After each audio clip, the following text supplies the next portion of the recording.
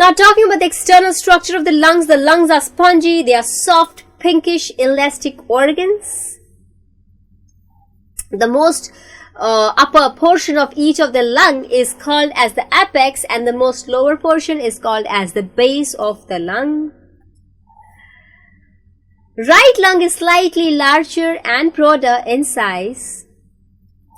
Each lung is a lobulated structure and is divided externally into the lobes by transverse and oblique grooves that are called as fissures.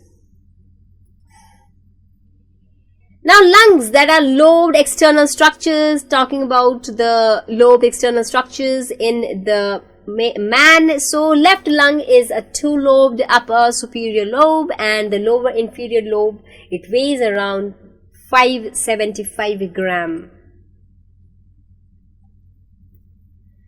The right lung is a three-lobed upper superior lobe, middle lobe, and the lower inferior lobe, and it is demarcated by a transverse and oblique fissure, and it weighs about 625 gram. Left and the right lung, the hilum part, the horizontal fissures, and the oblique fissures. Now talking about the lung lobed external structures in a rabbit. So right lung is four lobed, and the right lobes, they are anterior and posterior, azygous, median wards, and right anterior and right posterior lobes that are outwards. Left lung is two-lobed, upper anterior and the lower posterior lobe in rabbit. And each lobe is further divided into several lobules by the help of septa of connective tissue. So here we are talking about the alveoli. So alveoli is a lobe, as we know, the balloon-like structures, which is further divided into several lobules by the septa of the connective tissue. Each lobule is further divided into several air sacs, and in the end, each air sac is lastly divided into 3 or 4 alveoli, which are also termed as a structural and functional unit of the lungs. Approximately, there are 300 million alveoli that are present in both the lungs. Inner alveolar surface area of both lungs is approximately 100 meters square.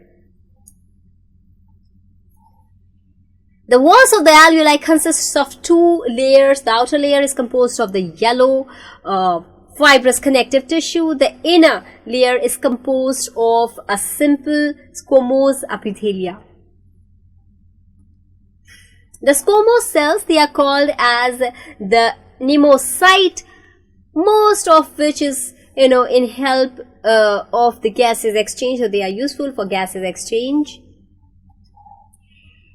Few pneumocytes which are larger in size, that is, they are of type 2, the pneumocytes, they secrete the lecithin phospholipid, which this acts as a surfactant which prevents the alveoli from remaining collapsed by reducing its surface tension.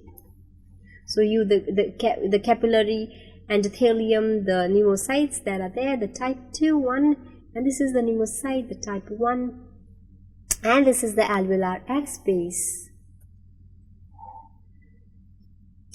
The alveolar internal surface, it's termed as the respiratory surface, and it is derived from the endoderm of the embryo.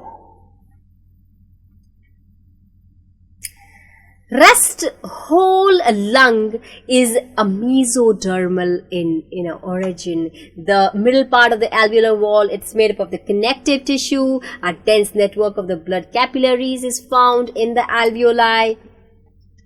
These blood capillaries, they come from the pulmonary artery. The pulmonary artery, then they get divided into the blood capillaries after reaching into the lungs.